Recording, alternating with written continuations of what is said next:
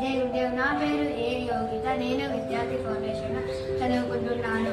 జనవరి 4వ తేదీ మన జీవన శైలిని కొత్త దిశగా మలిచే ఒక ముఖ్యమైన రోజు. నేటి వేగవంతమైన జీవితంలో మనసుకు మాట చెప్పుకునే అవకాశం చాలా మందికి దొరకడం లేదు. కానీ సంభాషణ ఒక మందు, పంచుకునే మాట ఒక ఉపశమనం. సరైన సంభాషణ ద్వారా మానసిక ఆరోగ్యాన్ని కాపాడుకోవచ్చు, సమతుల్యమైన జీవనాన్ని నిర్మించుకోవచ్చు. వినడం నేర్చుకుంటే అర్థం చేసుకోవడం వస్తుంది.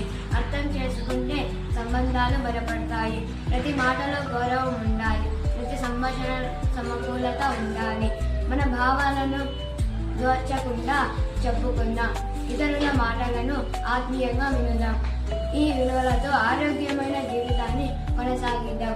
అందరికీ ప్రపంచ హిప్నోటిజం దినోత్సవ శుభాకాంక్షలు. ధన్యవాదాలు.